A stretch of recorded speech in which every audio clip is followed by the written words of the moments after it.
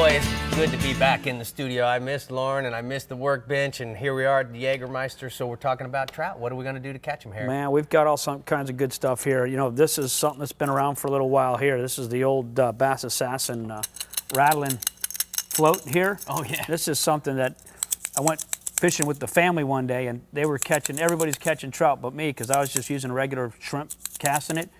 I went back to that little float, and just something you cast out, and just pop it, pop it, pop it, and the trout just go crazy. You use a short piece of 20-pound mono, put a shrimp on the end of it, or whatever type of lure that you want at the time. Yeah, some people use a jig, shrimp. live shrimp, a live bait, pilchard, whatever.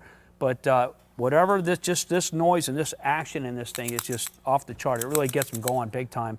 And you can also take this particular guy, which is great about this float. You can can change it if it gets torn up, and you can go ahead and slide on a new one. Yeah, Bass Assassin, when they sell you these, they sell you an extra cork. Extra cork, which is really good. Float cork, which is really good. I mean, this is just great for shallow water, just chugging around and stuff like that. This is something I really enjoy using is a surface popper. To me, noise, I think if it's a choppy day and it's a little nasty out there, I don't really like using them that much, but if it's flat, calm, and you want to create some noise and everything, and you wing that baby out there and just chug, chug, chug, and you'll get some of the best strikes in the world. I mean, those trout will just air out on that thing, and it's normally they're pretty good sized trout that hit those guys. There's no doubt that the trout loves the top water chug. You know, obviously we've got weighted lures now. Guys are starting to put them rattles in the corks. And the corks and everything just to do it. And it's just what's great about this style cork here, and there's obviously different sizes that you always have. These come weighted now. So if you're using small bait, small shrimp or something, you can cast these out pretty far. Get them out, get away from the boat, and get a good spread out there. So that's what's great about using the different sizes and everything like that. It works good. Now, not often is the top water work. You know, when it gets cold, a lot of times they're a lot more lethargic. What do you like to use? You got to go to a jig. You got to go to a bucktail or a shrimp with a heavier, with a head on it, something that you're going to be able to get down with. Right. Which is very important. You can go to a 1/4 ounce to a 1/2 ounce sometimes, just depending on, when it's cold, they go to these deep holes that are out there, and you got to work those areas, and that's where the jigs and bucktails and all that stuff work really, really well. Now, Harry, artificial plastics have been something that has really evolved in the last few years. Your Bass Assassin makes a variety of paddle tails. They make 5-inch jerk baits, but then we also have now new scented plastics. Oh, you got this stuff here is like cheating. This is like, to me, I call it catnip. You throw this out there, and they look. Do you really want to open that?